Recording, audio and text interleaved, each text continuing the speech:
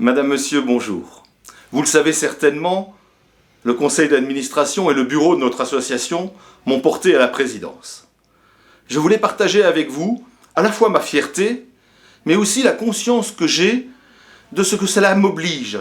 Cela m'oblige parce que notre association a une des plus belles missions qui soit. Faire que l'on ne meure pas, que l'on ne soit pas blessé lors de nos déplacements. Notre association, c'est aussi une vieille dame. Et son message, sa mission, était déjà valable en 1949, elle l'est encore aujourd'hui. Car nous sommes entrés dans les temps actuels, entrés dans le 21e siècle, en pleine forme d'abord grâce à votre engagement.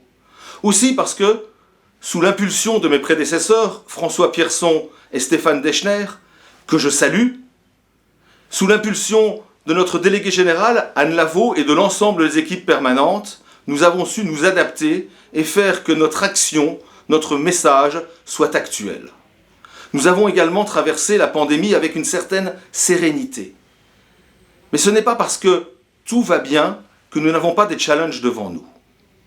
Je vais vous en citer certains. Le premier peut-être, il est lié directement à vous, au bénévolat. Je ne doute pas de la continuité de votre engagement. Je peux la mesurer tous les jours.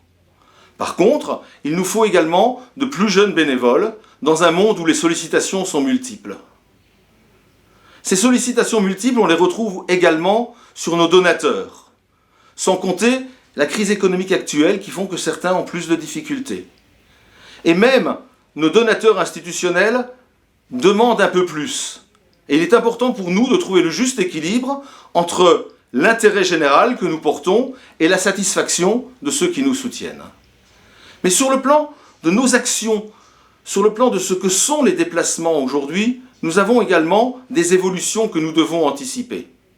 D'abord, nous devons rappeler avec force que la France est un grand territoire et que s'il y a des zones urbaines, il y a également des zones de campagne où les déplacements, les kilomètres à faire sont importants. Ensuite, on parlait il y a quelque temps d'émergence de la multimodalité. Ce n'est plus une émergence, c'est une réalité. Et il nous faut savoir partager nos routes et encore plus nos rues. Enfin, la transition énergétique, la nécessaire frugalité qui va aller avec, sont des enjeux que nous devons intégrer à la fois dans notre stratégie et dans nos actions au quotidien. Je ne doute pas que vous serez là comme vous l'avez toujours été.